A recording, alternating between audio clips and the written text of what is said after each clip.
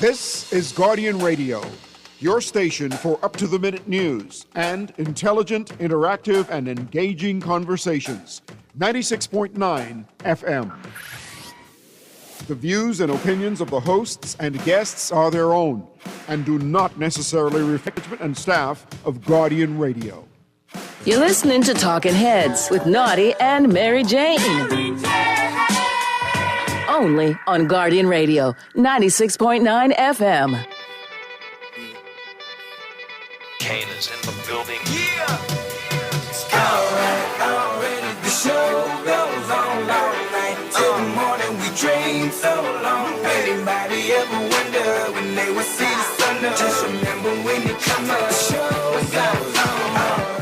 Talking Heads with Naughty and MJ is brought to you by Burger King, Fine Threads, the Free National Movement, John's Department Store, Kelly's Home Center, KFC, Naughty Johnny's, Prince Masters, the Progressive Liberal Party, and Tropical Gyros. You was being had, don't that shit that make you mad? They treat you like a slave, put chains all on your soul and put whips up on your back. They be lying through their teeth, hope you slip up off your path. I don't switch up, I just laugh, put my kicks up on they desk, unaffected by they threats, then get busy on they. See, that's how that Chateau made me, that's how my daddy raised me. That glittering may not be gold, don't let nobody play me. If you are my homeboy, you never have to pay me. Go and put your hands up, when times is hard you stand up. LUP the man, cause a brand that the fans trust. So even if they ban us, they'll never slow my plans up. Already night till the morning we dream so long. Anybody ever wonder when they would see the sun? Just remember when you come up, the show goes on. Already the show goes on all night till the morning we dream so long. Anybody ever wonder when they would see the sun? You've got it locked to the Friday, April 24th edition of Talking Heads. Naughty and MJ and your company right up until 6 p.m. It is a Friday, like I said, and it is going to be an open line weekend review edition. MJ, what's good? I'm good. How are you? All good. And we got lots to talk about on this Friday, man. Where do we start? First and foremost, it's not just us who are going to be doing the talking. This weekend review. Lines are going to be open. We want all the Talking Heads perspectives. So whoever wants to chime in and be part of the conversation, here's how. Here's how you can become a talking head. Brought to you by BTC. Text lines powered by BTC, 422-GR96. That's 422-4796. Phone lines open in New Providence, 323-6232, 325-4259, 325-4316. Toll free at any one of the family islands, 242-300-5720, 242-300-5720. Stream us live, take us wherever you want to go. GuardianTalkRadio.com. That's GuardianTalkRadio.com. That's how you get it in. That's how you get it on for fresh new smart talk all day, right here on Guardian Radio 96.9 FM. All right. Where do we start, MJ? I don't know. You tell me. Having a good Friday so far. It's a beautiful day. It's kind of cool. And I understand we're going to have some interesting weather. It feels like it's almost upon us right now. Ain't nothing wrong with that. Yeah.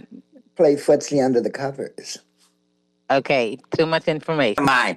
All right, listen. I'm trying to keep a straight face on some of these headlines, so let me get the ones out of the way that I can keep a straight face on, and then we'll have to address the ones that I just can bust out laughing, okay? Can we do that? Yeah, let's go. All right. Cooper boasts of record tourist numbers. Anyway, let me keep moving on that. Well, no, I mean, I guess we've had some good numbers, right? And good numbers for the cruise ship industry. And to hear a man stand up on stage and say the marinas are full, that is not an actual factual. Maybe the baseline is different. Maybe because it went down, like it really went down when they introduced. But the market hasn't recovered. There's a long way to go to recover the market, how it was botched by this administration. I think he used the word pivot, which means that they pivoted. But yeah, there was definitely a lot of damage done when those fees were changed, and they did come around and make some adjustments. So that's where we're at. But as far as the the heads and beds, yeah, I see that the major resorts are doing well. Atlantis as well as Bahama, the occupancy looks good. But we have another issue happening on the Family Islands. It was just reported out that the Family Island resorts are quote unquote on the ropes, but not out. And that was the assessment of Carrie Fountain, who's the Bahama Out Islands Promotion Board's executive director.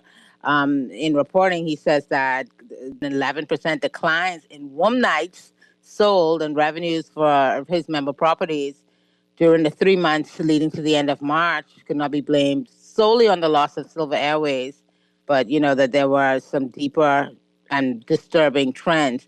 And I know that the Ministry of Tourism Director General, Latia Duncombe, she, reproduced figures affirming that cruise passengers, get this, we often say 84, well, now they're 86%.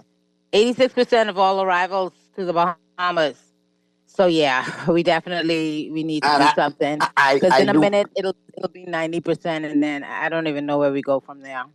Like them old Western movies, I just like to play the role of the Native American and say, I have ridden this trail for many moons. April, May, June, July, always good for a hotel. Let's look at August, September, October, November, December of this year and see how it is. Heads and beds wise. And the projections into 2027. We need a dedicated airlift focused on target markets to get people here, even if it's back to the even gambling junkets. Get anything smoking that we can get smoking that's reputable and viable, and get as many heads and beds here, getting in collaboration with the hotels, offer deals, offer specials, better room rates, offer some sort of incentives to jumpstart that market and have a viable operational team dedicated to promoting heads and beds only in this country, throughout the archipelago, not here just in New Providence, but all of the Family Island boutique resorts you talked about as well. We cannot let them go by the wayside because, we see 1 million tourists come. But if 898,000 go to the cruise ports and the cruise destinations and the private islands that the cruise ships own, what are we really getting? Yeah, if our model were a little bit different, like, for example, the Dominican Republic has a huge amount of tourists every year. They rival us, but theirs is more evenly split. Of course, they have a more affordable hotel market. We're more luxury. But yeah, we need to get our heads and beds numbers up a lot more. And as far as the casino junkets go, I remember when they used to be a big thing back in the day, particularly in Grand Bahama. We used to have Laker Airways and boy, not Los Angeles, but just Laker Airways. And those junkets used to be full. Those flights used to be regular. That was such a long time ago. And now we don't even have a hotel or a casino. Let me tell you. So if they could get out of the way, whatever administration could get out of the way and get, the hotel back up and running in Grand Bahama with a proper functioning modified airport. A casino would be the next option, because obviously if you build up junkets from Florida and the East Coast, which are viable, all right, because of travel time, amongst the gamblers, they're going to now start saying, hold on, yeah, we got a good go at Bahama. They give us X, Y, and Z. We got a good go at Atlantis. But you know what? I really enjoy Grand Bahama. It's a little more quiet. The tables are looser. That trip is so fast. But hold on, now you have them bouncing between Grand Bahama and New Providence on their return trips. You see what I'm saying? This time, no, we go into Grand Bahama next time, and that's how you build it up. And I think in another Family Island, they're trying to build another boutique resort with a casino. Get that involved as well too. Yeah, I mean, we have to do more, because we obviously know the value of our stopover visitors as opposed to just cruise passengers. So we definitely need to do more work in that area. I know the Canadian market has, I guess, been particularly good for us recently, but I don't know that lasts long term. That may be just a product of what's happening in the United States and then their political situation. So we can count on it for a few years, but after that, if things change there, then what do we see happening with that Canadian market? So we have to start thinking ahead and start planning ahead.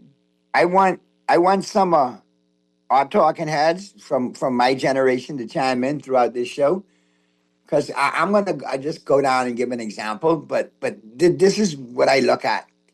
You cannot grow up knowing the industry, being vibrant, okay, and seeing Bay Street completely packed with restaurants, bars, boutiques, perfume stores, the Nassau shop, Kohl's and Nassau, these legendary stores, the linen shop, the perfume bar, Piper Peace.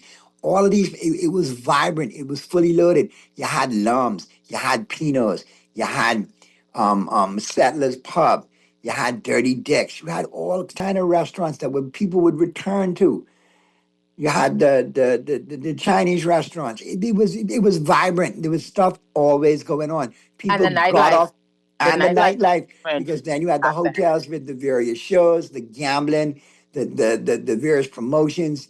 People went and enjoyed the Bahamas. They didn't mind dropping a chunk off of the cruise ships in the Bahamas. And I think we need to return to that, where you take a Pinland-like stance and shut them down. And I don't want anybody to tell me anything. I grew up in it. I know, because going out with Daddy on the Emerald Seas, if the ship left at 5:30 on a Thursday afternoon, they could not open the slot machines on the Emerald Seas until they were 3.5 miles out into international waters. No, I understand that, but I So think we're shut them down. That's revenue that our casinos could be earning. but I think we're dealing with a different kettle of fish in 2026 because Oh, most of these agreed. cruise ships have their private destination. So even if you get them off the ship, is the money being spent in Nassau proper, or is the money just going to their private islands? Packages, a lot of them that are pre-sold by On the the ship cruise lines that you book themselves. So through a I don't travel know. agent. I don't know how you pull someone away who's already paid for a day, that person to then, change their mind because it's prepaid. But yeah, there are some things that we definitely need to do because at 86% of all tourists that are coming in, Well, it's quite clear who owns the tourism market in this country. I figure if we've given them the fish in the barrel, then we should then now tax the fish that we've given them in the barrel. So now it needs to go up off $3 a head to more lucrative sums for those, visiting the island. They need to pay something in order for the bottom line to be felt elsewhere. And if you're going to have foreign nationals replace, Bahamians on the scale of bands and entertainment and food and beverage jobs that clearly could be done by Bahamians, then you're going to need to pay the full work permits for those foreign nationals replacing Bahamians. Oh, in terms of the entertainment, for sure. I don't understand what's happening there. I did see something about Bahamians being let go at one of the private destinations. Would love to hear more about that. If any of our talking heads know for a fact that that is happening. But yeah, we have to do some things differently, and we have because the cruise lines. And like I've said before, I'm not mad at them, because their ultimate responsibility is to their shareholders. So they're being very innovative, figuring out how many different ways they can capture that tourist dollar, that tourist spend, even here on our soil. What we need is, an opposing force to that. We need our people, our executives, to figure out how they can do the same for us as shareholders in this country to make sure that Bahamians get a bigger piece of that tourism pie. Because the way it looks now, our slice is getting smaller and smaller. And I don't see how long we could, sustain this model unless we do certain things like increase their taxes. But that's always a struggle with the cruise line. So yeah, we need some innovative thinkers, some visionary thinkers, because right now, like I said, it does not appear that we own the tour. Talking heads.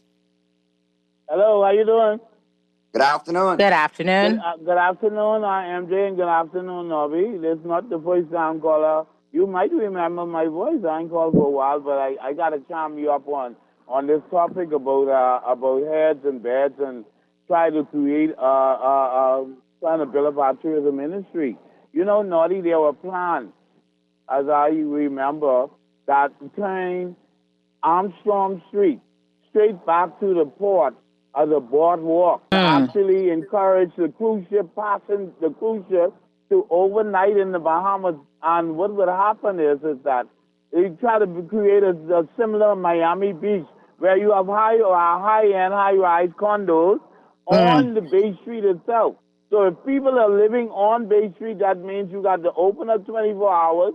You got to open up the liquor stores. You got to open up the grocery stores, and it will translate into a vibrant section of the Bahamas, sir. And I understand that they went as far as that to go that if Brent Simmons and his group of people actually had plans inside the ministry of works, and they just quash it because certain party come in and then they stop, cancel, and review. We have to stop that in the Bahamas. And the people got the money to go ahead with the idea. We should not stop, cancel, and review because it's a different party. We're losing great opportunities. That is a no-no. You shouldn't be able to do that. We have to grow as a people. Government's supposed to be continuous. Yeah. Good points, caller. Don't be a stranger. Let's get to the other calls. Talking Heads. Hey, Naughty and MJ. Good afternoon. Hi. You know, Naughty, you forget Ironmongery and the One Stop Shop. Yes, the Ironmongery, the one-stop shop, and don't forget oh Lord, right down the road there too, man. And don't forget right next to Thompson's. Restaurant. Right, and right next to Thompson's. What was that shop? Right next to Thompson's, Roscoe's daddy and granddaddy used to own the Thompson's department store right there, and then right next to it was another one. They Coast of Nassau? Not Coast of Nassau, man. It can come to me. But man, had everything in there, man. Had candies, had everything. Toys, everything. And Macamucks and all of them. All of them right there. And Lord bless the dead. Louis had James Jam Boutique right there. And we just lost Louis a couple of weeks back. So my condolences again to the Sawyer family. Yeah, but like the gentleman talk on something that I wanted to mention. I think it was the Igler, under the Igler. Hold on. Stop and Shop. Stop and Shop. Pardon me? Stop and Shop. That was the name of it. Stop and Shop. Yes. And don't forget the overnighting. It's something I wanted to mention too with the ships. And I feel like we should become a port where the ships, where you fly in here to be able to catch your ship to go out. And you know, like make it a home port. Even if it's not for all of them, at least one of the liners, one of the cruise liners, use here. Make it feasible for them, where they can use this port as a port where you fly into the Bahamas and you catch your ship from here. But I think that's too far thinking for some of these political parties. I don't know if they could think that far ahead. I remember the idea did come up during towards the end of the COVID pandemic that perhaps, you know, we could get into home porting business, but like the gentleman says, you know, some of these ideas are really good, but they just don't go anywhere. This is what I'm saying, because it started under the Igler where they was overnighting here. And then after they lost the election, like everything gone up in smoke, literally. And I you know, with the incoming Prime Minister, Mr. Pintard, I would like them to not do the stop, cancel, and review. Just if it's a good idea, continue it. Talk it just because it's somebody else's idea. Yeah, no, I agree. Thank you so much, caller. Let's get to the other calls. Talking Heads. Yes, how you doing? MJ and Naughty, how are you both doing? Hey, what's going on, Seattle? Yeah, and to all the, I better stop. Let me just stick to the subject because I was going to be funny. Go ahead. I'll be funny on the way out, so if I get cut, at least I made my point. Hold on. Did you hear me say a word? I've given you much landscape to run. I do not need the Seattle posse coming after me. Everything cool. No. You know, because I already want to introduce, and I wanted to speak like a PLP when I first come on and say hello to all of the counts. But, because that's what they see as us. Now listen, Seattle, I do find that a little offensive as a long-time PLP that is contemplating voting FNM in the spirit of Rodney Monk, you know, voting FNM as a PLP. So really do not insult me coming on here early on, please, okay? The problem is you're not being a PLP. The problem is what the PLP has become. Correct. Okay, so that's really, so I want to talk about the tourism product. This is something that I really got interested in from 2009 when a comprehensive study was done on tourism. It says the Bahamas at one time provide sun, sea, and service. And the study says from then that we only, it says that we essentially moved from a tourism service community to a tourism arrivals community when we should have moved to a tourism ownership model. And they said that's where we dropped the ball from 2009. And this is where the quality of service and would be a producer went down. But at the same time, the privatization of the tourism product in the Bahamas is half. And people have heard me talk about this over the last 2 years and talk about the same tourism product.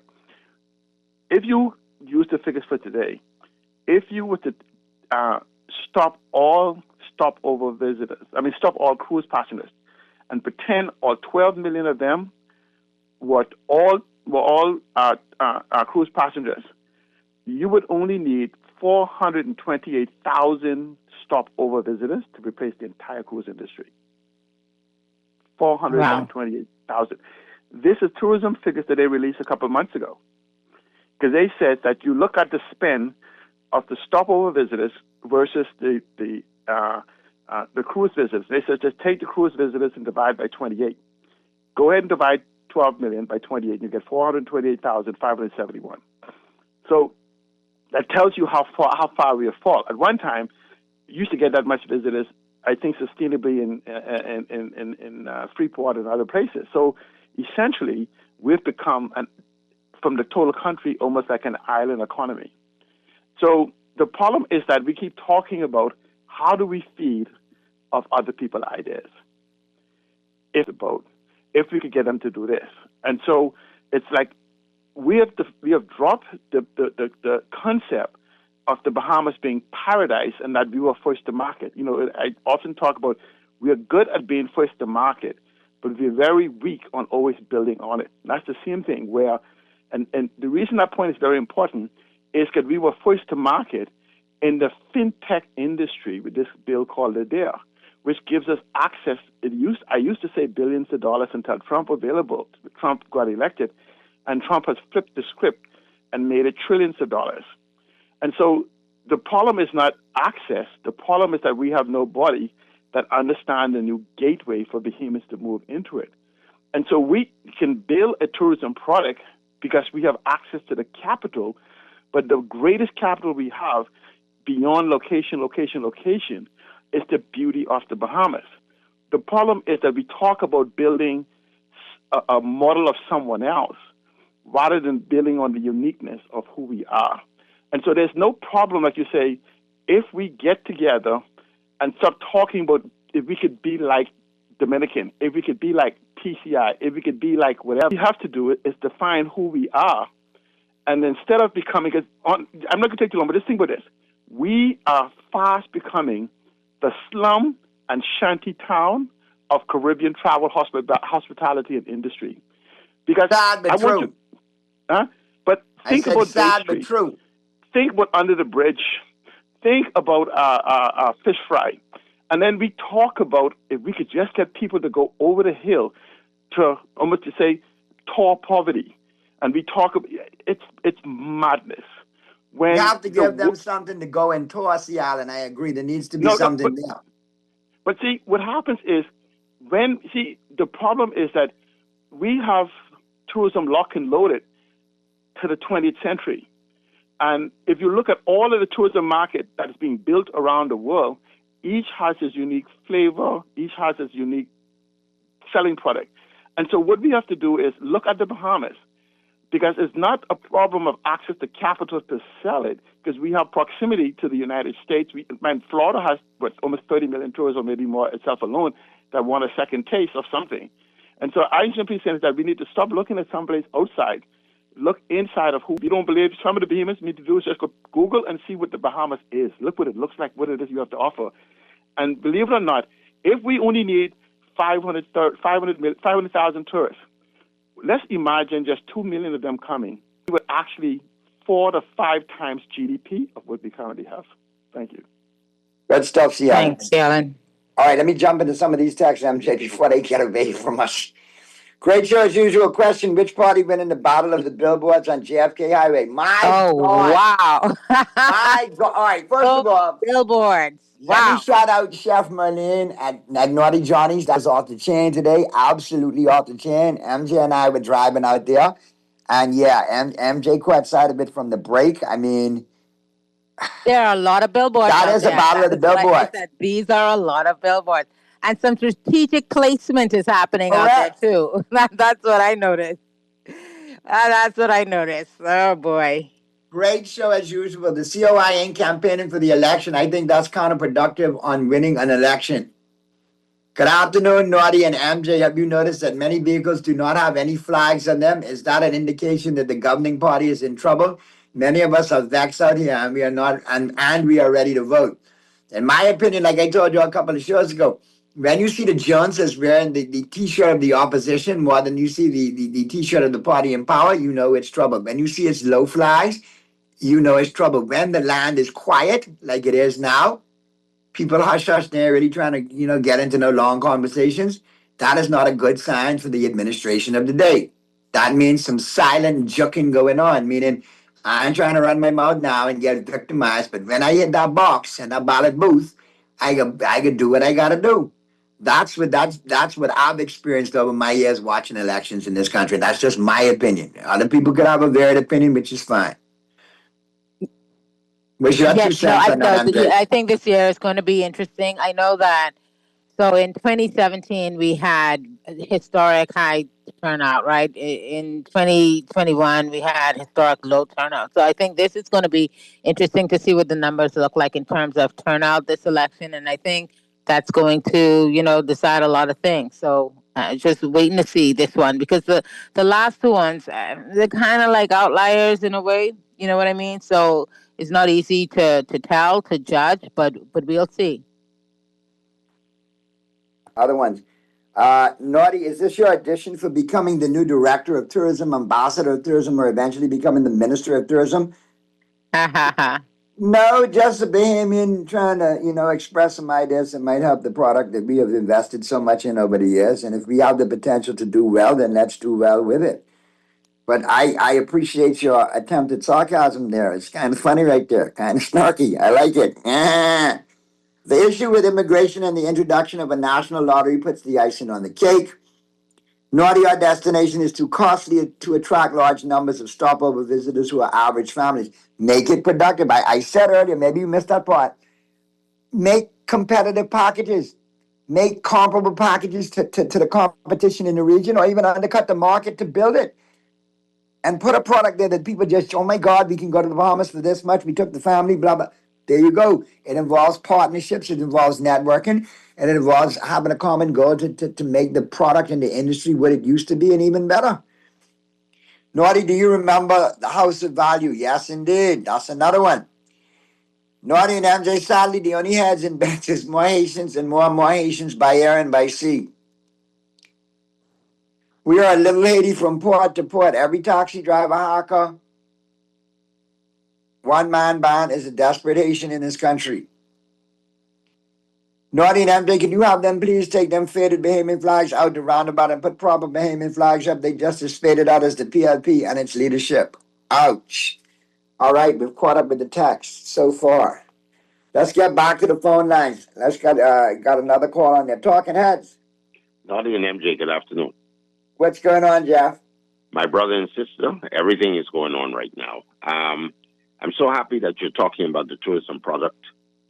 Besides the billboard, some time ago we talked about revitalizing downtown. We have all these cruise ships that come into the port. I still believe that the Ministry of Tourism or the persons in the tourism sector is still not doing enough to really promote nightlife while these ships are in port. Let me give you a classic example of what I'm talking about. Being a seasonal hotelier with over 32 years of experience, having opened 4 majors in the Cable Beach area, it's kind of amazing that still, we have downtown Nassau, still like a sleepy giant. We have all these vacant lots that they have cleared down. They've even boarded some of them.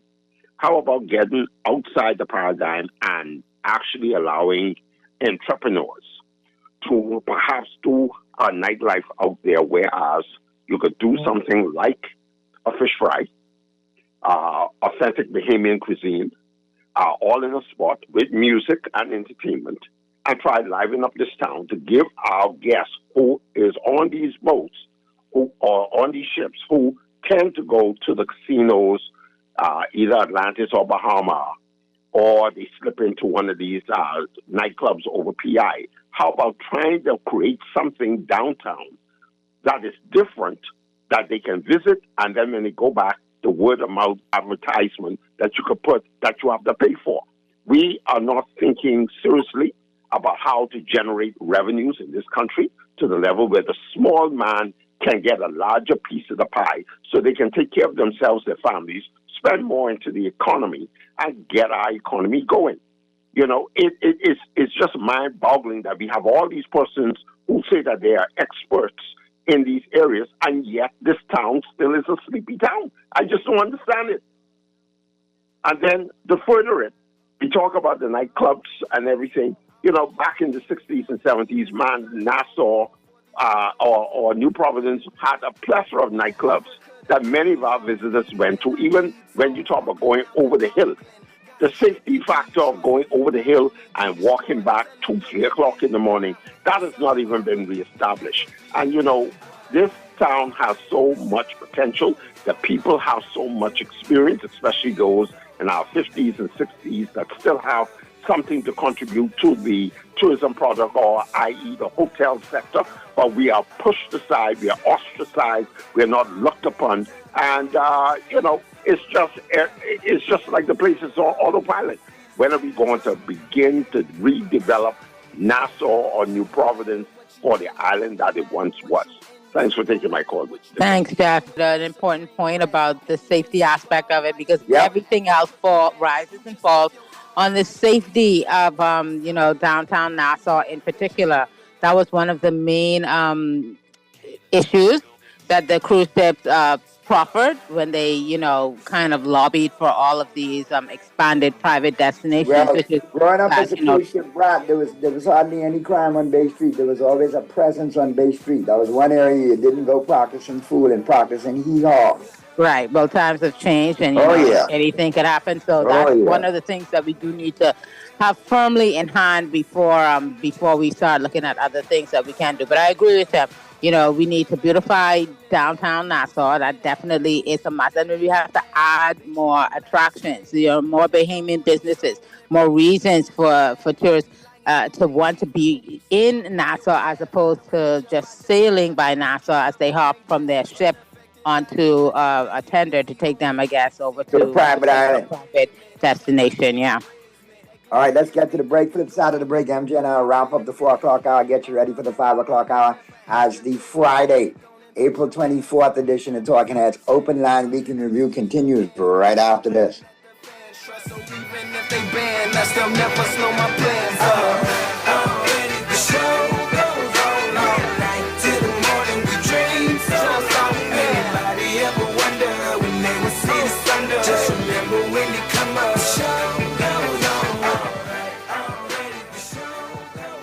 This is Minister JoBeth Colby Davis. When one power line faulted, the whole neighborhood used to go dark. Now, a breakthrough in technology finds the problem and reroutes power so more homes stay connected. That's reduced outages by 86%. Upgrades like this mean lower operating costs and lower bills, instead of a modern grid. Choose more reliable power. Choose progress. Paid for by the PLP. The Whopper with cheese at Burger King Nassau has never tasted so good. It's made with 100% flame grilled beef that's juicier, topped with fresh ingredients as usual, and even fluffier buns. Get a regular Whopper with cheese combo for only $9, including that, and enjoy a Whopper that's bigger, better, and tastier. The only place to get your Whopper with cheese combo is at Burger King Nassau, where it's grill time anytime.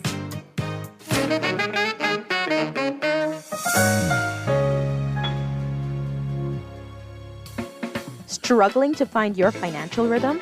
Make that move to Fidelity and let us help you orchestrate your financial goals into perfect harmony with free financial coaching sessions. Make that move today. Call 356-7764. Fidelity, we're good for you. Foreign commercial banks have been closing across our islands. For thousands of Bahamians, our country's post office savings banks are a lifeline, providing safe and secure banking. But Michael Pintard says, we will abolish the bank through the post office system. That's a risk Bahamians can't afford. That's why the Prime Minister is making post office savings bank to protect Bahamian families and small businesses who rely on them. Paid for by the PLP. You're listening to Talking Heads with Naughty and Mary Jane. Only on Guardian Radio, 96.9 FM. It's time for The Buzz. What are you buzzing on? Brought to you by John's Shoes. Kane is in the building. Already the show goes on all night till the morning. We dream so long. Anybody ever wonder when they will see the sun? Just remember when you come up, the show goes on.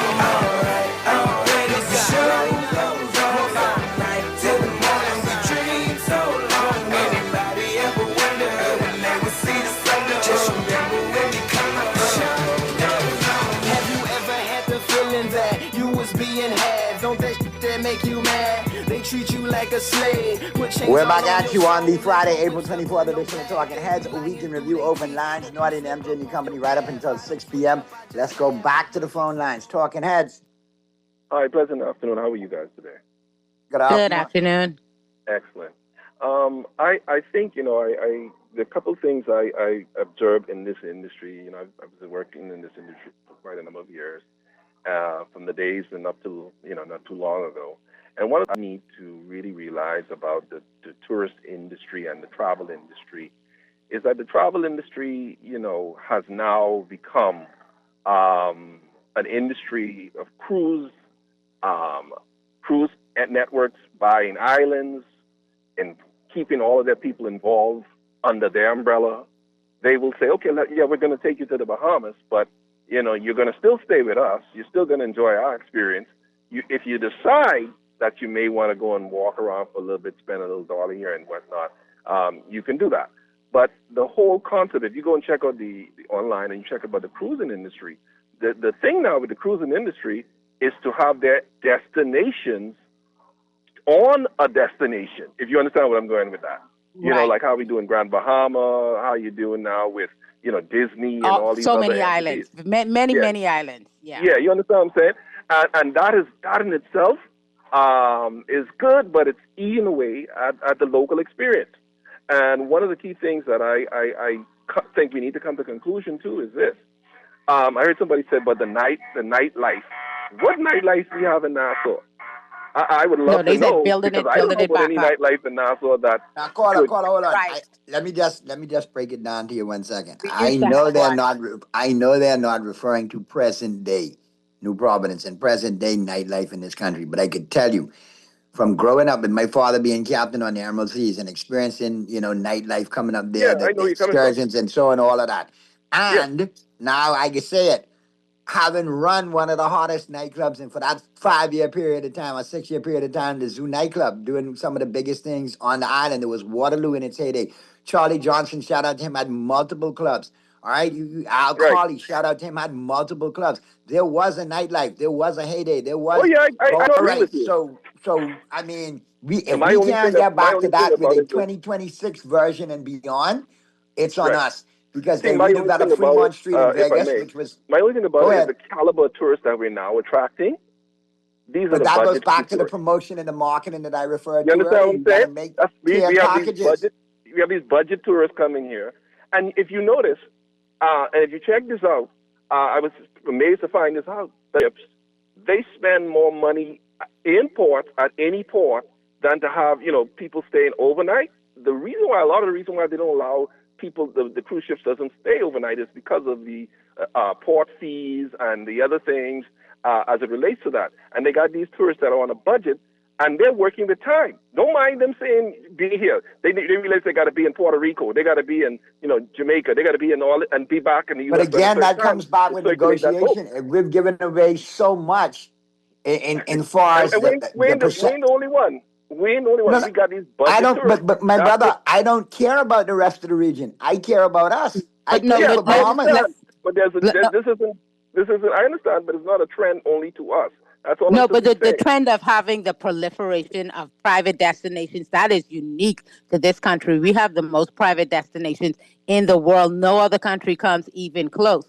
I talked you about look around the region, none of our competitors allow the cruise ship industry to control I talked about the Dominican Republic earlier, which has a similar number of tourists as we do, but you're looking at 8.86 million stopovers, and you're looking at 3 million as cruise passengers. So there is definitely an imbalance in our model. It's certainly catching up with us.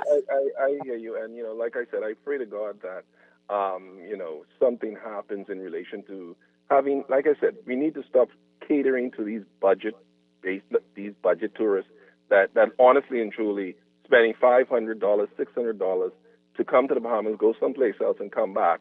But let's look at amazing it. thing, and I'm gonna get up right now. One of the amazing things Sure. is 90% of the resorts in the country, if the Bahamas, the Atlantis, and those guys, they make 90% of their money on function events. The corporate. I'm sure the casinos do pretty well too. Yeah, that's how they make the majority of their money. And even with the events, those people, they're still getting a good deal. They're still getting bargain deals. So it's a whole mindset structure that we need to change in this country about who we're attracting, who we're targeting. It's good to say we got a couple, million tourists coming or whatever it is amount a year, and 90% of those are coming to cruise back in this country when they come. That's the key thing. So if you look at the core of the situation, right? If you're a tourist and you see an advertisement that says, sail to the Bahamas, visit so many islands, $399, and then you go and you say, okay, well, what if I wanted to stay there? And your plane ticket alone starts at that price. What do you think that the tourist is going to choose? And everybody got that little $500 a day to stay in no room. It boils back to. remember a cruise ship that wanted to do the island experience. Did you guys hear anything more about that? A local no, I thought it would have been a good to idea, but listen, island. It boils back to the point that I was making, though. It's all about the market, and you could do prestige pricing for certain destinations within the country. You could do mid-market pricing, and you could do the low budget that you cringe at. But all of them go into one pot and make many dollars. We have to find out ways to cater to those markets, and the percentage that we've lost to the cruise ship industry, we need to maximize. Those we've lost to the cruise ship industry, figure out some way amicably with the cruise lines for taxation so we can make money off the heads. But we focus on bringing back heads and beds overnight to the Bahamas and put attractions there. And that means go after group markets and conventions, then do that. If that means go after gambling promotions, World Series of Poker, so on and so forth, do that as well. Get us stuff that's going to get us publicity, but at the same time bring us money and cater to the market that's obviously going to stagnate. We have to get reinventive. I agree with you. There's a lot of things we need to cater to, and we have to reinvent ourselves on. All right, let's get to the other calls. Talking Heads. Hey. What's going on? Good afternoon. Good afternoon, Miss Mary J. too. Hi. Yes, sir. I have a question. I wonder who duty is, because when I listen to Mr. Dwight Strawn, he a month and a half. What's the name of the officer who shot and killed the man on Village Road who was reported either hit the officer with a cutlass? And nothing came out of that. I'm keeping my eye on that. I knew that the victim in question worked with him for years in the hospitality industry. It's still not asking for questions. His friends, his co-workers, nothing has come out of that. There's some shameless people, And now we get a new commissioner. She look like she heading in the same direction with the former commissioner. She shouldn't allow that to happen. She have a duty to respond to us. We're supposed to know what's the condition of the officer. Did he really get chopped with a cutlass? Was he off duty? Was that his personal gun? Was he allowed to have a gun when he off? I wonder why. Why they think it's okay? Why they think it's okay for them to get this? And then I don't want to pick on my prime minister, but maybe he need to say something to remind this officer he ain't above the law. How they did with the next officer who was arrested for the I think they call it murder. The Pike, the gentleman who worked with Pike. Yeah, so that happened around the same time. Those two incidences happened very close in time. Couple days apart. Mm-hmm. My mom is, what's your name, Sandra Strawn or something like that? Commissioner Police, man, don't be shameless like that, man. Don't embarrass yourself and embarrass that great island you come from, Eleuthera, man. You can't be like that. Come on, you have a duty to report us. You don't decide who to name the call from, who named who don't call. You have a duty to respond to us. Is this somebody who may be related to a politician or something? All of them questions. We want to know if he's okay. We want to know if he really get chopped with you or get hit with a cutlass with you. She should listen to me. When you think you're above the law, you think you're working for yourself and you're your own boss. You need to go home. You need to go home. We can't be having these kind of people around doing what they want to do. And we paying them a salary. And I'm sure she hear us. She just reached the other day and she's embarrassing the whole police force and embarrasses her. And then they fix their mode. But if we have any problem, we don't trust the police. How you want us to report things to police? We got to hope someone in Parliament could read something sometime to make it national or public for everyone to know. Come on, Miss Sandra Strawn. If you're listening or any officer listening out there, tell her this shameless, this embarrassing the police force and embarrassing the country because like the Prime Minister, none of them above the law. None of them above the law. And she have a duty to report to us. Yeah, I agree. We should have heard more on that particular case by now, Happened around the same time the other incident that got a lot of attention internationally, but that doesn't mean that this other case should just be kind of swept to the side. We should know the details on that. He's involved shooting as well. Definitely. Let's jump back to some more text. Good afternoon, Naughties and MJ. I'm here patiently waiting for you two to tighten the screws on Benji, please. Continue to go after that reckless spending. So much reckless spending. There's so much to talk about. Every day there's a new story in the dailies about this amount. Now we see that, our MPs have spent over $20 million, those constituency allowances that they get, but we can't see a report on exactly how the money was spent. So there's always something. There's so many questions, and the problem is that we don't get answers to these questions. As far as Mr. Barnaby goes, I told you guys that from 2022, the Prime Minister said an audit was ongoing and was almost complete. Now we're in 2026. Mr. Barnaby is saying the same thing. The audit is coming soon.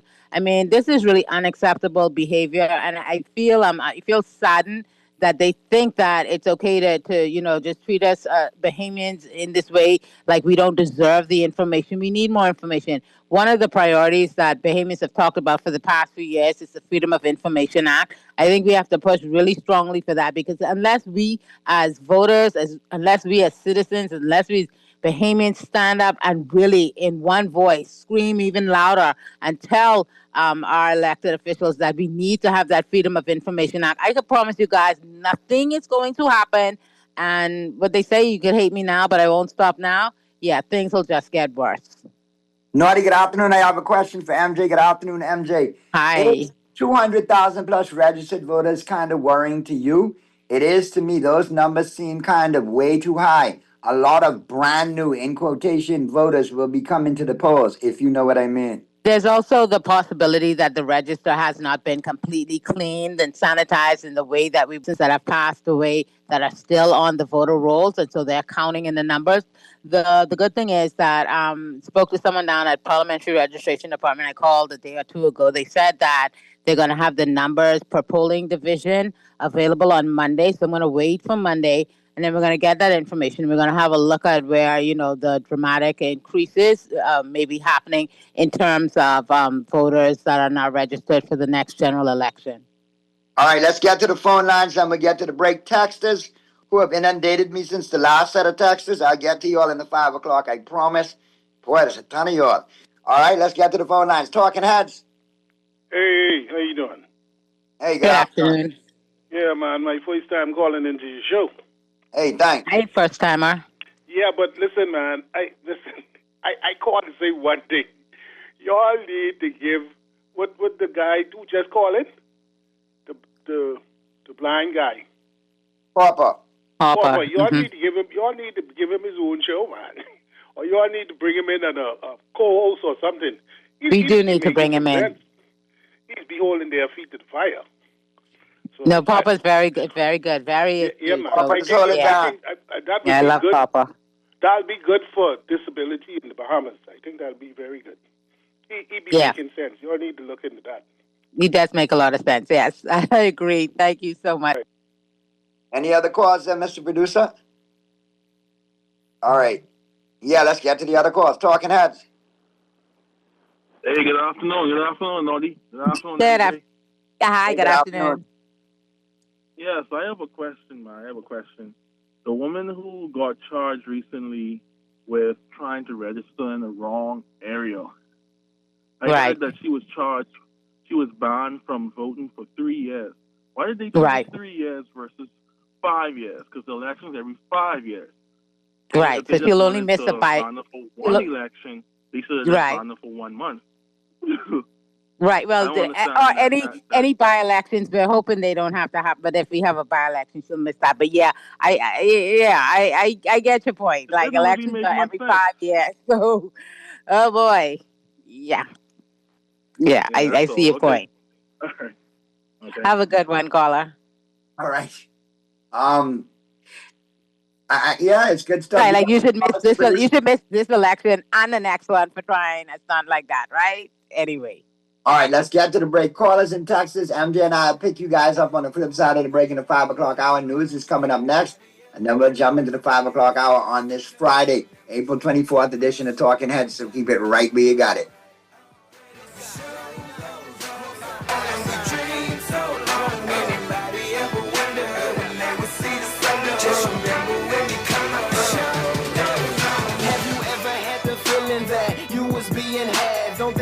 Make you mad, they treat you like a slave, put chains all on your soul and put whips up on your back. They be lying through their teeth, hope you slip up off.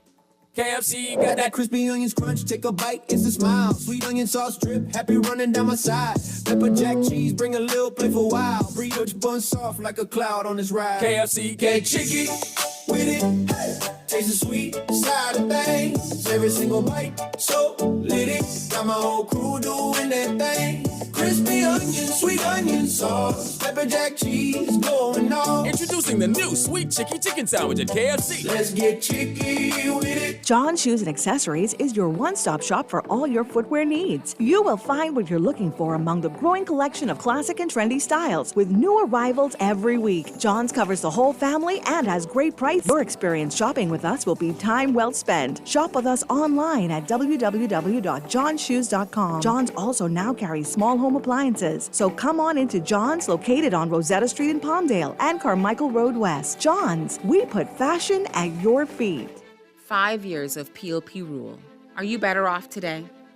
While you work, they've spent millions on taxpayer-funded trips, a government-funded luxury car, and handed out hundreds of millions in no-bid contracts. But for the rest of us, gas and groceries through the roof, VAT on bread basket items, healthcare that is broken, unaffordable, and out of reach. And it's not just your wallet.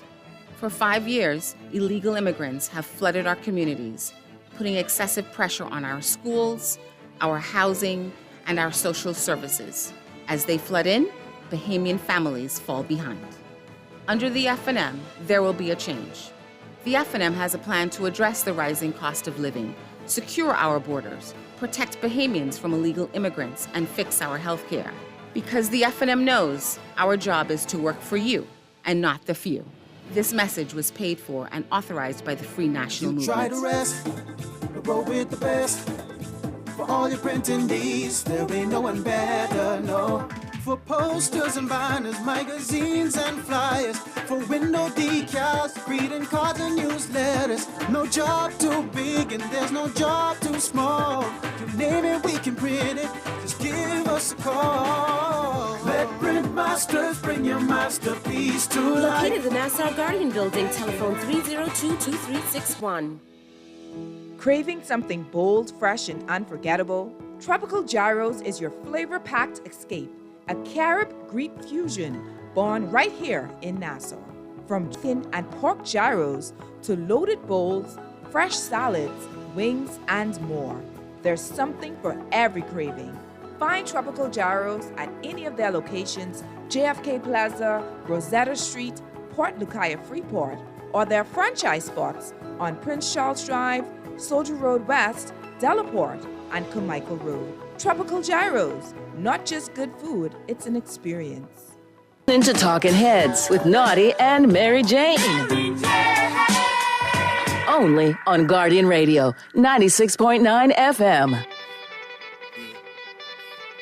Kane is in the building. Alright, the show goes on all night till the morning. We dream so long. Anybody ever wonder when they will see the sun? Just remember when you come up, the show goes on. Talking Heads with Nazi and MJ is brought to you by Burger King, Fine Threads, the Free National Movement, John's Department Store, Kelly's Home Center, KFC, Naughty Johnny's, Prince Masters, the Progressive Liberal Party, and Tropical Gyros.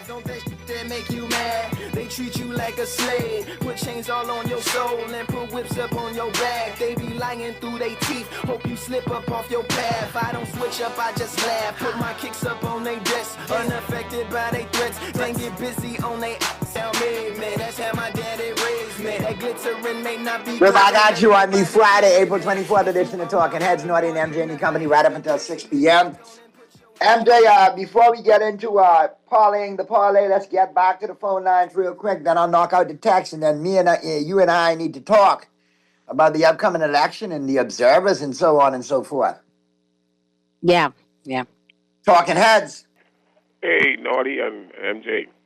Hey, what's up? Okay, now I mostly listen. What's his name? Papa, who's called right? He makes sense most of the time, but he let off course this time. See, we can't condemn the police. That fella came and attacked the police with a cutlass. What do we want the police to do? Kiss him? He came and shot the police with a cutlass, and God bless that the police had that gun with him. Well, I think what Popper saying and what many other people have been saying is that we need more details. We need more answers. There's been no official report. What you're saying. Hold on. But we need more. There's been no official report. There's been no official update. There's been no official statement saying this is why this transpired. This all checked out. There was a lot of questions being asked, and then it kind of went quiet. The primary report said that the fella had officer was taken. See, we quick to condemn the police step, and the first thing happened to one of us, we can call the police. No, let me say this. We absolutely understand the importance of the police. This show has I in particular have always said how important our police officers are, and we support them and we want them to do well. But let us not forget that the incident that happened around this very same time that involved the American citizen who's sadly now deceased. The primary report coming out of that incident was that he drove his truck towards the officer. Recall that was the narrative initially. So all we're saying is just as we have gotten more information in that case, give us more information in this other case that involves a Bahamian. Well, you know what I can say? They said the fella came out of the car with a cutlass. Now, you place yourself in that police officer position. And if the police didn't have a gun, we might have been stalking something else. All right, let me ask you this question then, caller. I want you to defend the police force blindly on this one for the third time now, okay? Because you on a roll today. What about the video that was circulating with a dead individual with a cutlass in a yellow bag, laying dead on his back after being shot by the police allegedly, and they said he attacked him with a cutlass? I said the first thing you said. How you could attack somebody with a cutlass if the cutlass still in the bag? Well, who had cutlass in the bag? You missed that one, eh? No, I ain't got that's another case thing.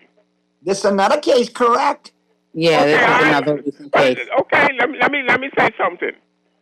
If you come with the police with edge tool, you see how they're doing the States. You come with them with knife, they don't worry about shooting no teeth. Right, but I want to let you know something. I want to let you know something. Yes, you and I are on the same page. There are a lot of good officers on the force that need defending, okay? But over the years, we've seen a lot of people fall victims. There are a lot of gray areas with police in this country. I know a lot of gray areas. I agree with you. But that one, so you got to call it 100. That sounds like a justification. Because, my brother, I ain't going out there talking about I ain't going to go be policing, and these fellas got, you almost guns and things we got here. There's one company car with cops coming at me. All you do one good job, not saying that, please. But anyhow, I ain't hold up the time. I disagree. If you come with them police and you got an edge tool, they gonna use that gun. I might as well tell you. If that were the case, yes, that's justifiable line of duty, self-defense. If that were the case, we need to know if that was the case 100%. Let's get to the text lines. Good afternoon, MJ. The constituency allowance is spent on pandering billboards in their campaign vehicles. I hope the Auditor General will have his game on. I thought it was spent on clothes. I never seen so many outfits. They should revoke the illegal woman who lied about her address. I need to know if she could speak the Queen's English. Otherwise, she need to go. Good afternoon, Angie. Why do these politicians, along with some of our slow people, believe that the politicians, when a road is paved or park is fixed, that we owe the MP some praise? Why do we pay taxes and then diss when we become, and when we diss, we become so stupid? Naughty, don't forget Azario Major. Naughty, all that caller likes to do is lotion the police. Don't worry about him. Naughty and MJ, they have a department called GOC, Government of Corruption. Wow, I didn't know that. Let's get back to the phone lines real quick. Talking Heads.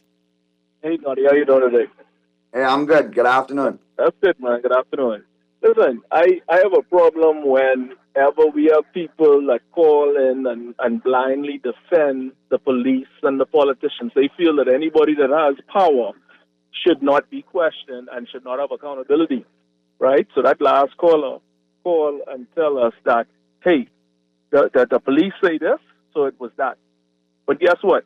You know, before they started putting cameras on the police in the United States, they used to tell all these tales, oh, this one do this, this one do that. Now, what you have is accountability, and you could get FOIA reports and demand the recordings from the police. Now in the States, they have to play at the end of every week. If there was any kind of officer incident for that week, they have to replay it on public channels. So the body cam footage.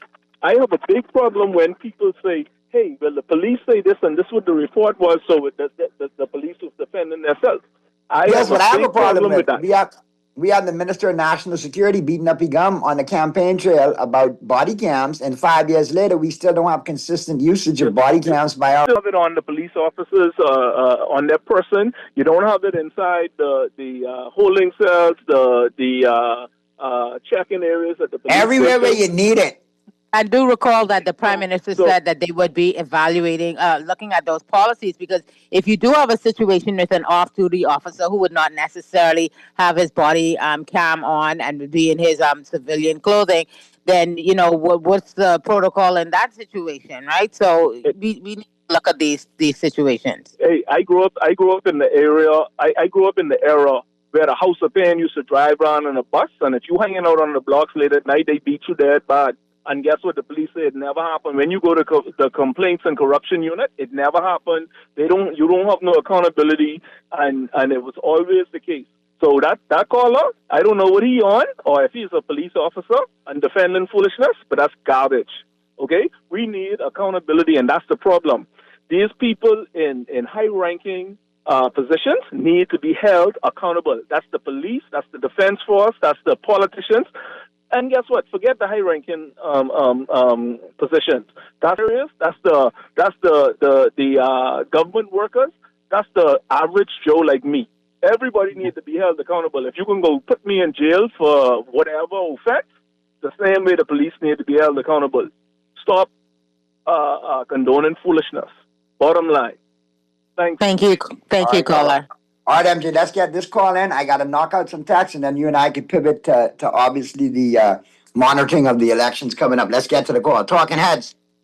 Yeah, good afternoon, Audie. Good afternoon, MJ. What's up? Good afternoon. Yeah, well, you know, I love the last call, of course, you know, but I can talk to you private online. I can talk to you private online, you know, but I know the officer, but so I talk to you privately right now because it's not for the public areas, right? But all right, cool. I'll say this, right? You know, I give them credit, and I lambast him in his time, too, right? And so we have seen over the years, I mean, you guys could do a documentary on the footage, you know. We could go back from Chris Cullman, the sales guy in the cell for man. My pa was in CID 50-something years ago. That's in mind. What I'm saying is the fact that there's no implementation of the body cams. Now, you know, being the plain corruption thing, no disruption, but, you know, I hate the fact that it's up by the barracks, but some of the officers are very humane. You go there, you blow your horn, you know, you show them a little smile, you go inside. But what I'm saying is, most people are intimidated, so I think the police and corruption unit should be moved from up there altogether. But I'll say this, right? I've had plenty funds. I've had incidents in which police take money from me. The burden is always on the citizen. And so the fact that you don't have cameras, right? And then just by going to complaints of corruption so often, I've found with the protocol. So let's say they have a search warrant, right? And they come with a dog. You don't supposed to, the drugs are not just supposed to appear, you know. The procedure is the dog make a hit. You have it on camera that the dog is making a hit. And you bring the owner of the property or the occupants of the property, and then you show them the hit. And then you go and move it on the camera. You don't come point at something. You understand what I'm saying? So without the cameras, it's like the last caller said, I enjoy them. It's a gospel according to the police. And the truth will never be released. You know, so give thanks to the brothers. We're fighting a losing battle, man. I don't know. I mean, I've come on the radio numerous times and try to get people to really implement the right type of system and to put trust back in the police. But for me, from what I've seen over the 67 years, blood, sweat, and tears, of course I was a child at one time, but corruption is irreparable. That's the best way I could say it. So it's cheaper you just adopt a state of learned helplessness, MJ. Yeah. Thank you very much, 52. All right, let me get these tests. The police do great work, but I mean, there have been incidences that we really have to question. What was the phrase? Don't make it. The guy caught him on the GoPro.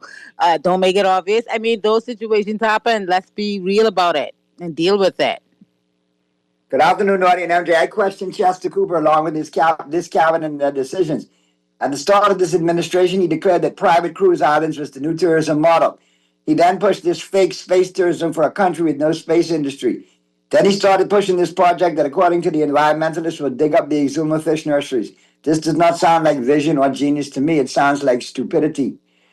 Naughty, good afternoon. Where is Cuban Willie? We want Cuban Willie to be part of the UN election oversight team. Let me give you a couple calls here. No. Good afternoon, Naughty and MJ. Naughty, what you mean by low flags? Some flags I see a little bit more PLP flags on cars than F&M flags on cars. You think that's a sign? I voted F&M this time, and as an undecided voter, I don't have no F&M flags or shirts. I can't wait to go to the polls and vote. Naughty, I haven't heard Purdy in weeks. Is he coming back? He's still on injured reserve, but he's making recovery. He's got a soft touch pitching assignment on Sunday, so I'll keep you posted and let you know how he's progressing. But yeah, he should be back in short order. Look for him in the middle of May. Laws were put in place like the Procurement Act to stop the gravy train. Brave repealed it so the gravy train could flow like rain. That is why the PLP is using the Treasury like a slush fund.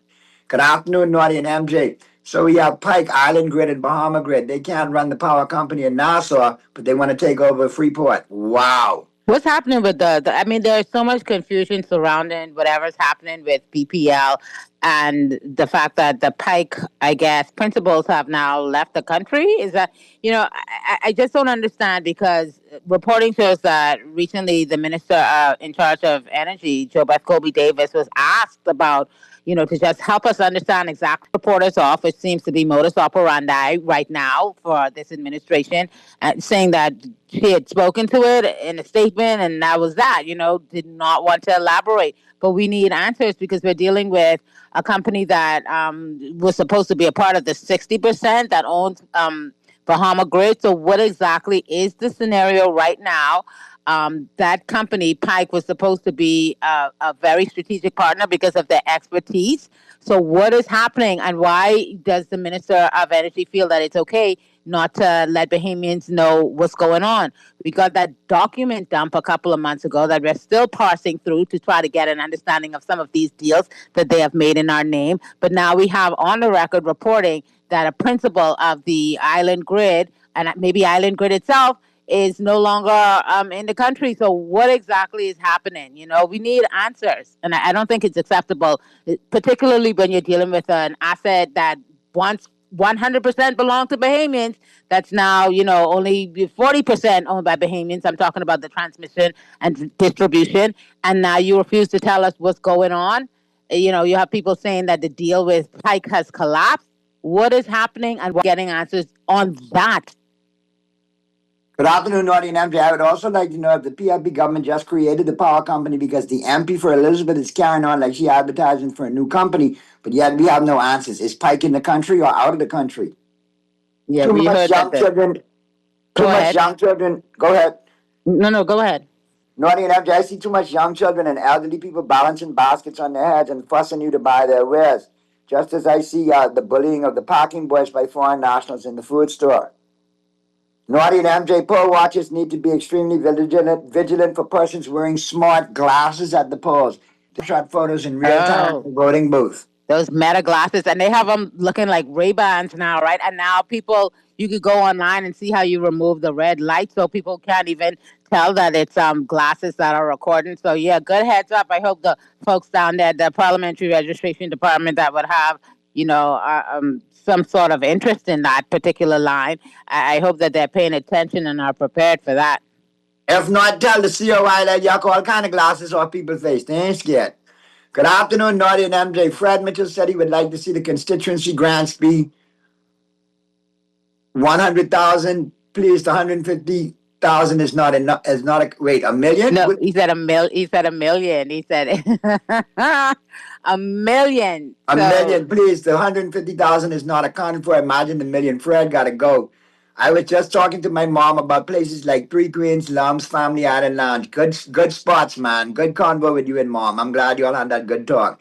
Could you imagine if it's 100,000, around 100,000 or so, at least when this administration started, they subsequently pushed it up to 150,000, and we're coming in 5 years at 20 million. So if you go 10 times up, I mean, we're talking about 200 million for constituency allowance over 5 years. If Mr. Mitchell gets his way and pushes it to $1 million, absolutely ludicrous. Naughty and MJ, what Mr. Pintard's saying now about he going to get rid of the banking system through the post office. Why so? And the elderly people on the Family Islands need it. MJ, could you explain? We the PLP, we know the PLP like to edit and cut out clips.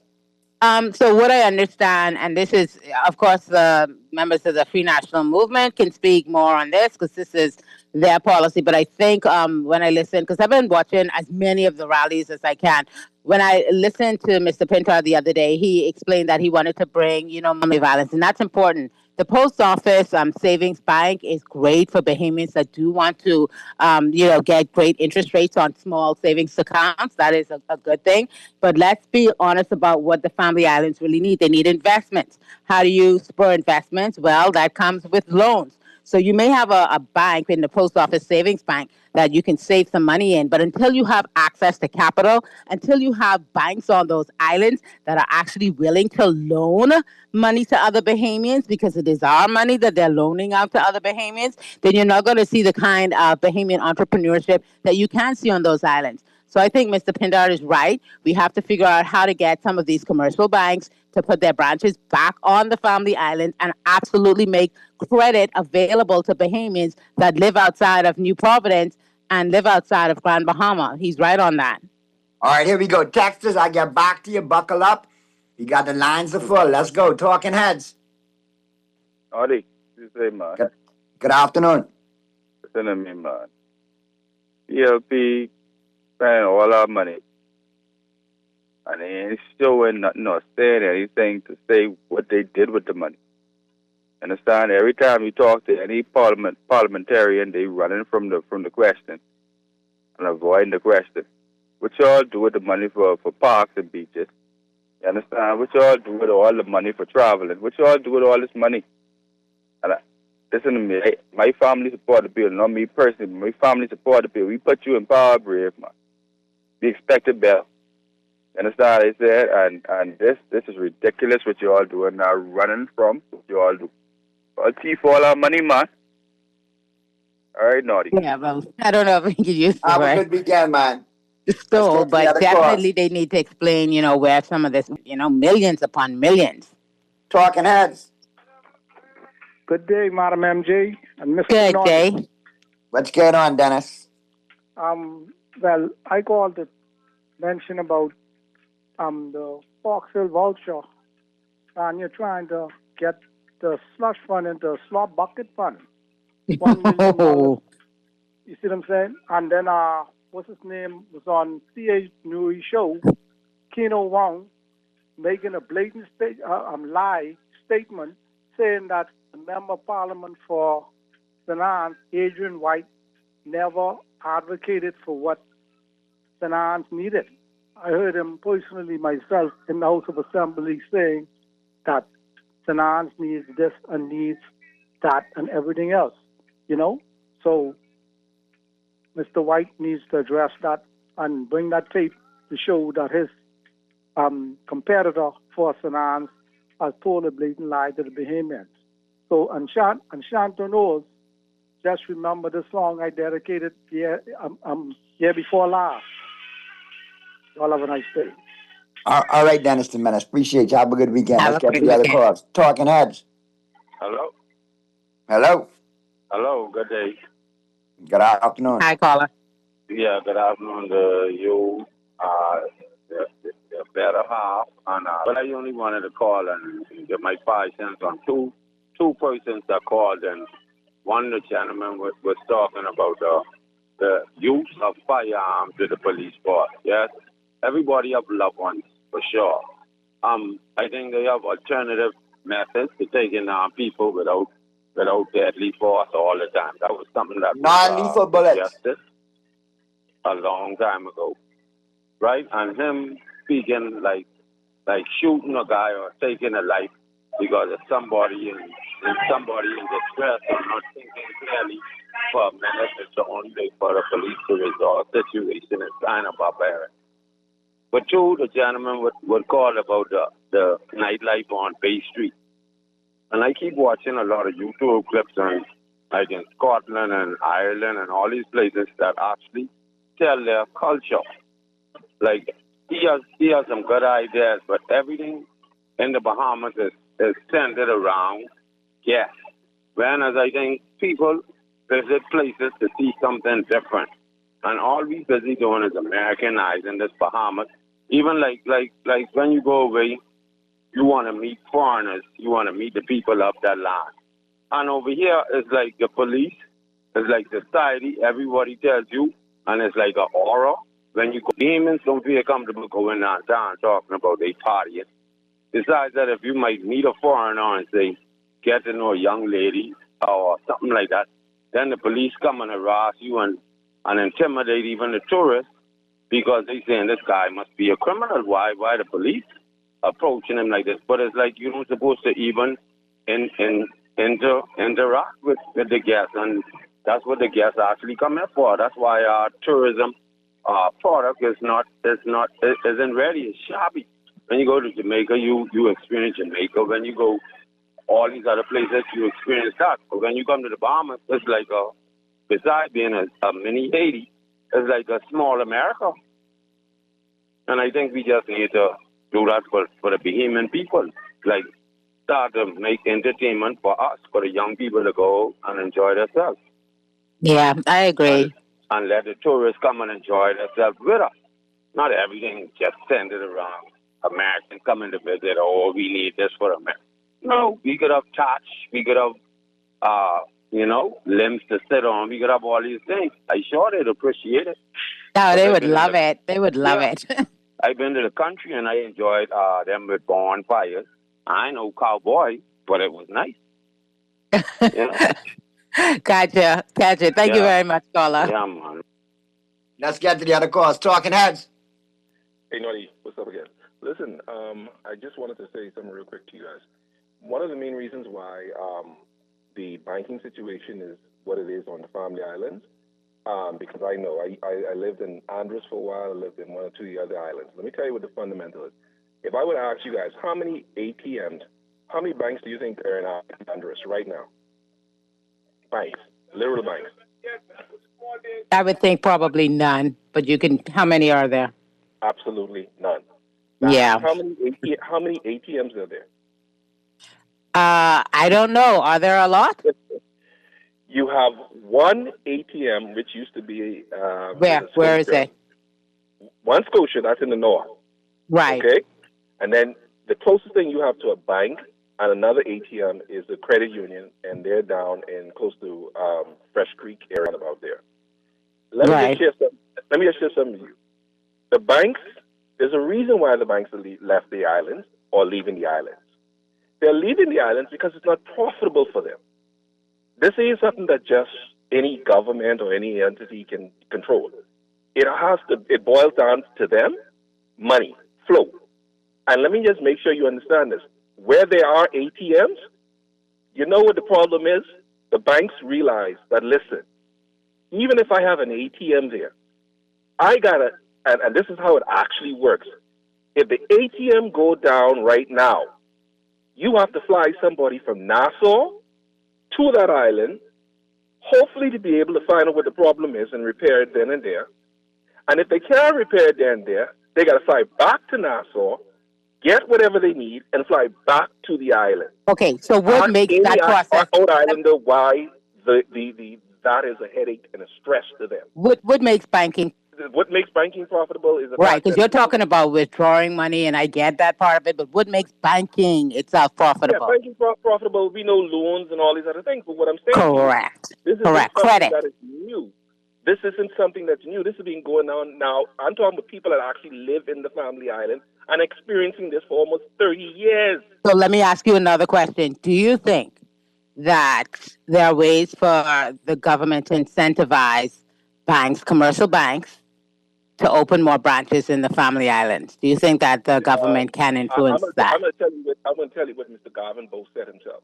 All right, Mr. Garvin Bowe. He said that the reason why, even if you notice how many branches closed down here in Nassau, how many banks closed down branches here in the capital, it all boils down to expense. And that is why I feel as though, and this is why I feel as though, the post office savings program and the post office bank is something that's not something that you play around with. It is something essential. Okay, which is great for savings. But we're talking about credit. We're talking about access to capital for Bahamians on family islands. Why isn't there a bank of the Bahamas in all of these family islands? There are banks of Bahamas that's the bank that's keeping some of these islands alive. And majority of those are ATMs. It's not, but you keep going back to ATMs. And the whole point of what I'm saying to you is that we need more access to capital in the family island. So can the government, my question to you one more time, do you think that there are ways for the government to incentivize some of these commercial banks to establish, maybe just regionally, regional branches in our family islands? That's the question. Honestly, I don't think it's possible. And the reason why I say that, and if you give me the opportunity to say this, it's happened between multiple administrations. And again, no matter how much incentive, no matter what they've done, they've always reverted back. They had banks there that was incentivized, and they had people that had loans and all this stuff, but it was not enough to keep and sustain the banking system to remain as is. That's what I'm trying to say. And there's also conversations around more banking licenses for Bahamians. What are your thoughts on that? See, it all boils down to the same fundamental foundation. Because you do realize that we have a kind of informal banking system happening in our family islands that seems to be quite profitable.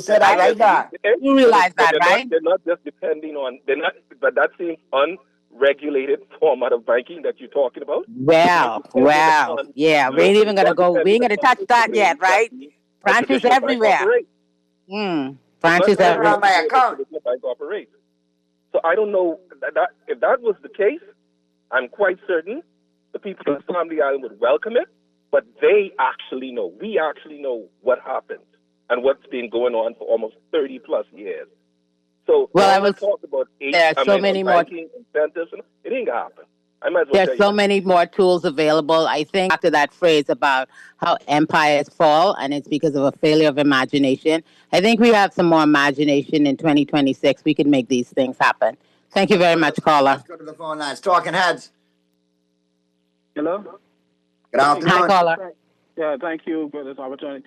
So I'll quickly touch on a couple of things. From the banking sector, I think the government could charge them more fees to kind of make up for the loss. You can't have people making tons of money, and yet for some service, even if they suffer some loss in terms of it, it'll be made up, let's say in New Providence, even if they have a loss on a smaller family island.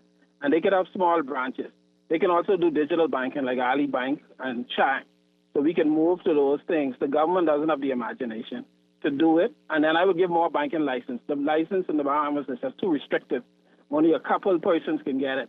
We need to open that up to more persons who have capital to invest that capital into banking Another point, I'm a former police officer. I was arrested on a holiday, and even though I identified myself as a former police officer, but because police because I challenged them on pulling me over, they took offense to that. And the sad thing is, this Blue Shield that happens is that you have people with sense, no one will stop, and you will get them like a crowd, and they will all come together. And I see how one person can die, and they would all cover it. Former police officer, I've witnessed some things in my time. So this is the truth. Police do abuse people. Police have killed people innocently. So these are not and they would cover it up and they'd give one side. Maybe what we should do is corruption should be a civil organization made up of police and public who would then make decisions on this. We have wise people enough to make decisions on the cases and possibly a judge or some JP or whatever. So we could do this. And the last point I want to make, maybe why the Prime Minister called this election now is because I think there is a headwind that's coming, and it ain't going to be pretty. And I think he decided, let me get this election, because if he had waited a few more months with this war and so much other things, I think there were going to be some serious things. And Naughty, you made a good point, where you could tax the crews if they want to do that and they want to extract more money, then you just charge them more hair tax or some extra. And I think there is something where they charge them for like taxes on food that they import, but there could be some additional taxes to kind of offset that. Thanks for this opportunity. Thank you so much, caller. Don't be a stranger. All right, let's get to the break. Flip side of the break. MJ and I will definitely talk on the election observation, and I'll try to get these texts in as well. And boy, y'all just find a text to me at 5:40 p.m. on a Friday, man. You don't want me and MJ to get off it. Anyway, keep it right where you got it. Talking Heads, Friday, April 24th edition. Have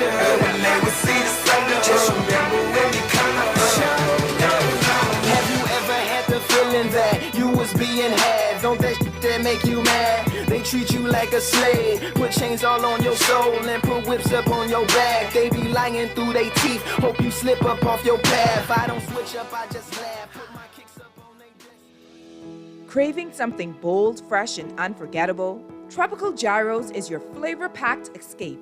A Carib-Greek fusion born right here in Nassau.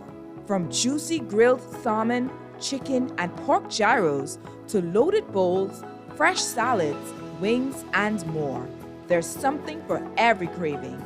Find Tropical Gyros at any of their locations, JFK Plaza, Rosetta Street, Port Lucaya Freeport, or their franchise spots on Prince Charles Drive, Soldier Road West, Delaport, and Carmichael Road. Tropical Gyros, not just good food, it's an experience. Refined style with elegant taste, then Fine Threads is your place. If you want those slacks hemmed or just taking the waist, then Fine Threads is your place. If you want to look suave and debonair everywhere you go, like you're supposed to be in a video, want to step out and look great, then Fine Threads is your place. Refined style with elegant taste, then Fine Threads is your place, is your place. A paid political message by the Free National Movement's candidate for Fort Charlotte, Travis Robinson. Fort Charlotte, stand up!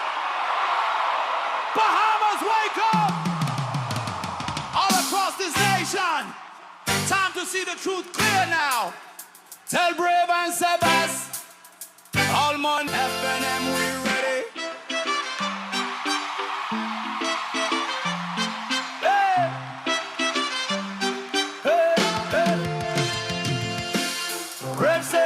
The poor man, but the poor man can't see no plan. Sebas get rich, now we run the land, while Bahamians catching elegant. Big mansion, big cars, big talk, but can't walk, the people walk. All that money and still can't rest. Power hungry, heart can't bless. All money ain't good money. Brave, you know, you sell the soul of the nation for run. Sebas County Million FNM say no. Fort Charlotte rise, let the truth flow. All money ain't good money. A paid political message by the Free National Movement's candidate for Fort Charlotte, Travis Robinson. Make Mother's Day unforgettable with Kelly's House and Homes Mother's Day sale starting Friday, May 1st through Saturday, May 9th. Save 20% on a lovely selection of dinnerware, glassware, luggage, silk flowers, and picture frames, except on net items. We have beautiful gifts that let Mom know just how much she's appreciated. Shop early and enjoy 20% off at Kelly's House and Home during our Mother's Day sale May 1st through 9th. Happy Mother's Day with love from Kelly's House and Home. KFC got that crispy onions crunch. Take a bite, it's a smile. Sweet onion sauce drip, happy running down my side. Pepper jack cheese, bring a little playful wow. Brioche bun soft like a cloud on this ride. KFC cake chicky, tastes sweet, side of things. Every single bite, so litty. Got my whole crew doing that thing. Crispy onion, sweet onion sauce, pepper jack cheese, going on. Introducing the new Sweet Chicky Chicken Sandwich at KFC. Let's get chicky with it. You're listening to Talking Heads with Naughty and Mary Jane. Only on Guardian Radio, 96.9 FM. Kane is in the building. Alright, the show goes on all night till the morning. We dream so long. Anybody ever wonder when they will see the sun up? Just remember when you come up. The show goes on. Alright, the show goes on all night till the morning. We dream so long. Anybody ever wonder when they will see the sun up? Just remember when you come up. The show goes on. Have you ever had the feeling that you was being had? Don't that shit that make you mad? They treat you like a slave, put chains all on your soul and put whips up on your back. They be We're back at you on the Friday, April 24th edition of Talking Heads. Your boy Naughty and MJ in your company right up until 6 p.m. 5:45 p.m. is the time right now. Texts, I'll try to get the rest of your text in before we get out of here. But MJ, we do have to address something, before we get into the weekend. Like affairs, PRP chairman, PRP MP for Fox Hill, Mr. Fred Mitchell, he's freaking himself out again. Well, I mean, he's also the Minister of National Security. You're talking about the story in the papers today where Mr. Mitchell seems to take umbrage with Mr. Pintard, who's the leader of the opposition, writing to the United Nations, writing to the United States. I think we saw that letter, or a response to his letter recently in the news. And Mr. Mitchell is framing that ask by Mr. Pintard to have the U.S. send in election observers. He's trying to frame that as unpatriotic. And then he also says Mr. Pintard has no authority, I guess, as opposition leader. I wasn't quite following, his line of thought. We know that the Governor General has to issue those formal invitations. That is something that we know, that's on the record. We get it. But the way that he's trying to frame this, the whole, unpatriotic part of it is very, very interesting to me. Mr. Mitchell said, quote, "The subject seemed to be somehow that Bahamians were not able to deliver free and fair elections on their own without outside help," end quote. And I listened to him, I read the article, and in my mind immediately went back to March of 2021. That would have been the time that then opposition leader, Mr. Philip Brave Davis, wrote, and he didn't write to any local authority. He wrote to a foreign corporation. He wrote to Facebook. He wrote to Facebook, and he talked about the integrity of our election, same things that Mr. Pintard brought up in his letter. And, he talked about how, we needed Facebook to intervene. Otherwise, the integrity of our elections, could be questioned, so forth and so on, or could be harmed. And so it's very curious to me that when persons are in opposition, they take one position, and then when they get in power, all of a sudden it's a different position. When you're in opposition, as opposition leader, Mr. Davis was at the time, writing to a foreign corporation to tell them to intervene in the information, what they called misinformation that was going around on Facebook. But now that Mr. Pintard is asking, which is a standard ask at this point, which is that we have election, observers. Now that he does that, now all of a sudden it's unpatriotic. Was it unpatriotic when you involved Facebook in our affairs back in 2021? So I don't get how they have one position where back in 2021 they frame it as defending democracy, and now in 2026 is all of a sudden undermining it. It absolutely makes no sense to me. And I think it's important for everybody to remember that, when you have these elections, there's a lot that we have to take into consideration. Because even if they do everything perfect, dot every I, cross everything, no problems in the elections, it still has to be seen to be a free and fair election as far as the public is concerned. And if that's what they saw back in 2021 and had no problems with it, I don't understand what he's quibbling about now in 2026. And you got such a great record to run on and stand on, and there's everything above board with our election process, and you shouldn't have anybody monitoring it. The thing about it is, many opposition leaders around the world, regularly ask for observers to come. And so, like I said, I don't get the point of it. There was no problem when an opposition leader wrote to a foreign corporation to intervene in what was happening during our election season. So I don't understand where asking a government or organizations like OAS or, CARICOM or others to be observers. I don't even understand how he thinks that is problematic when he didn't have a problem involving a foreign corporation in our elections just a mere 5 years ago. All right, let me get a couple of these texts in. Naughty, a couple of questions for you and MJ. Do you think we should launch a 2-hour authentic Bahamian experience package? Yes. That would be awesome. Question 2, should we launch a mobile local marketplace pop-up near port? Yes. With and all along the Bahamian businesses? Correct. Yeah, that would be great. Take it all the way. Take it from downtown all the way to Iraqi. Go further if you can. That would be awesome. Question 3, MJ, this is for you. In an effort to boost local casino revenue, after you spoke about the junkets back in the day, do you support Bahamians and tourists who are married to Bahamians being allowed to play in Atlantis, Bahama, and Resorts World Bimini Casino, in addition to a Bahamian group launching a casino boat that cruises around Paradise Island? I think at this point where we are in terms of gaming, all of those are ideas that definitely should be given, serious consideration. I don't see what, some of the strong arguments. So yeah, I would say I would support, all businesses that would be, inside of the law and operating inside of the law. I would support them as good ideas to help Bahamian entrepreneurs. I don't have a problem with it. Good afternoon, Naughty. The reason we haven't heard anything else about that police-involved shooting is that the fact that it's now in the hands of the coroner, and once it's there, it's out of the police's hands. But yeah, I would like to know how quickly it got to the coroner. Let me know all of the particular details that went to the coroner until they can't speak on it anymore. Afternoon, Naughty and MJ. I understand the constituency monies go directly to MP's bank account and not a constituency account. Can you confirm with a Senate MP if this is true for me, please? I had heard before as well that is what happens. I know, and this is interesting because I know that back in the day on this show when we were at another station, we did have an interview with then Deputy Prime Minister Mr. Peter Turnquest, and I asked him about this because even back then I was concerned about these monies being spent and us not seeing how the monies are being spent.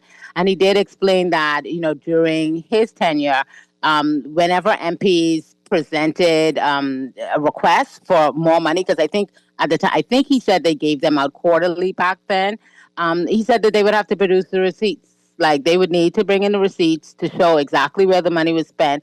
So it seems to be that maybe there were tighter controls, but now it seems that no one is willing to say, okay, this is the process. We do have receipts, and it's just not like a free-for-all when it comes to this money. And those should be audited. I agree with Bahamians who are saying that these monies that these MPs get that are for their constituencies, if you spend the money, then you should have the receipts and it should be audited, regularly. So, yeah, I think we definitely could do better when it comes to just giving people money. It goes to their bank account and then, you just give them more and you don't know how they spend the money. Yeah, that's not good. That's not good. And that allegedly the fellow cutlass was in a bag and the popo left the scene allegedly. So why leave the scene if they didn't have an issue? I want them to vote out the seat woman, new MP, Darren Pickstock. Send this dude back to packing bag. She's not real at all. Good afternoon. How long has the MPs been collecting $500 per year? Because it ain't no way Leslie could be collecting all that money, and all she's been giving out is them cheap old earrings and scarves from China. Where did the $50 million on Independence go? I think it's $150. I think in 2023 it was up from $100,000 per year per constituency to $150,000 per year. That's my understanding. Good afternoon, Naughty and MJ. The problem is Bahamians just hate the police and truly any branch of law enforcement until it's convenient to them. Read the comments from numerous posts made about police online. There are people wishing death on officers who just doing their jobs daily. I wouldn't do that. No. Yeah, and all the officers. I've always gone on this show and said I commend you all for putting your life at risk so me and my family could be safe. But I also will call you on the corrupt officers in your force that bring you good officers down. We have a scandal right now that's still playing out in the Southern District of New York, right? With that involves, law enforcement officers and persons attached to the uniform branches. So I don't think we need to be naive that we do have, what do they like to call us? We do have bad apples out there that need to be weeded out. But absolutely, the police do a stellar job. They do, they should be applauded for their hard work, all of our uniform branches. Because the majority are people that love this country, want to protect this country, want to protect the citizens. But we would be naive to think that everybody is on that run. That is not the case. We do have to do some cleaning up in some of these departments, and that's only fair. That's just the way life goes. You find it everywhere around the world. They do a great job. We love the job they do. We applaud them and we thank them for their service. But let us not put on blinders and assume that everybody that wears the uniform is a reputable person or a respectable person. That is not the case. There's a case in the papers about a Defense Force officer who I guess went AWOL and now turned up being busted in jail in the States. In Florida on some charges to do with guns and so forth. So we'll let that play out. But like I said, let us not put on blinders. The only way that we're helping them as well when we keep them accountable. We never want a system where there's zero accountability because that is the surest route to corruption. All right, let me get these texts in before we have to wrap, MJ, real quick.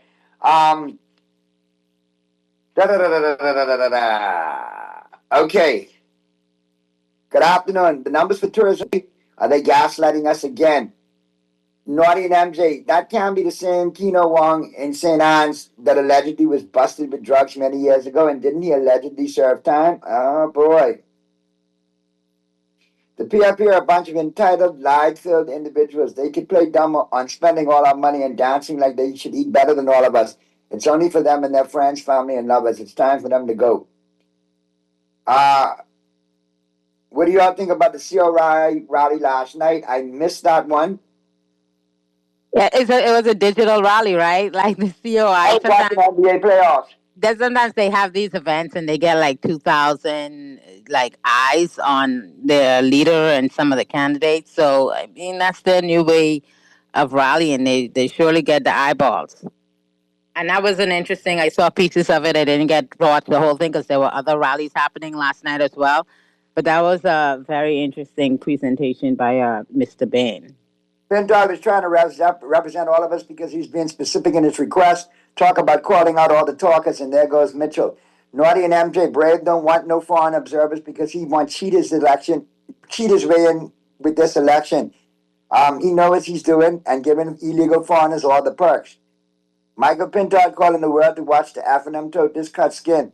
Shine the light on the wicked PLP to the world, so Dr. Minister was right. Naughty, when it comes to corruption on the force, it is what it is.